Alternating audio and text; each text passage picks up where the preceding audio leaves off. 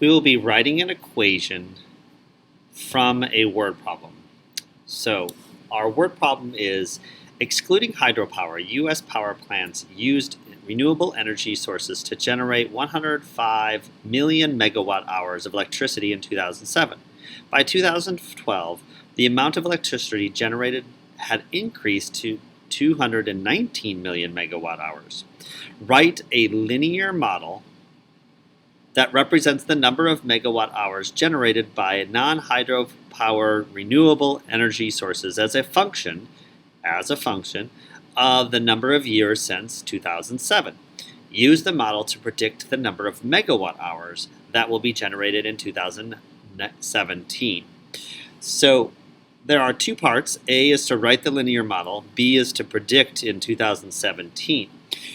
Now, there is a lot of information in here and a lot of words. So what we want to do is boil that down. What I find the first thing to do is define our variables. Now, a lot of students in 8th grade start with not writing this down. So what you want to do is do this because this really helps you organize your thinking, and then it also helps you later on in more complicated problems to just get your label, get your information in the right place. So it says, the years. So number of years is our x value, number of years. And it's just numbers of years, which would be starting. The start would be in 2007.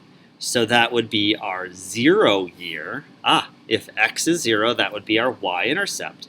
So right here, I've got my year 2007, which is year 0, and I'm going to then start to solve that equation using that thinking x and y. So my x is number of years, and that 0 goes in the x position, which is 2007, was 105. And that 105 will give us the y value, which is megawatt hours, and that is in millions. So we want to make sure we have that in millions. So that would be 105 million megawatt hours. So I'm going to label this one megawatt hours in millions. So now that we've got our first coordinate pair, I can look for my second coordinate pair. That second coordinate pair is right here in 219 for 2012. So that would be from 7, 8, 9, 10, 11, 12 would be 5 years from then. So that I've already got my change in x. Now I just need that change in y. So I'll do a little sideline math. It's just 14 years. So that would be 14, not years, 14 megawatt hours, 14 million megawatt hours. So now that I have my slope, I'm thinking about my slope, so I'm going to write down the change in y over the change in x. So make sure you have that in your notes, because you have to write that to get everything in the right place. That would be 14 megawatt hours for 5 years. And that is our slope that we will use. And our y-intercept we already talked about in our table when x is 0 is 105. So now I can write my equation, y equals 14/5 x plus 105. So that's our model. That's our linear model.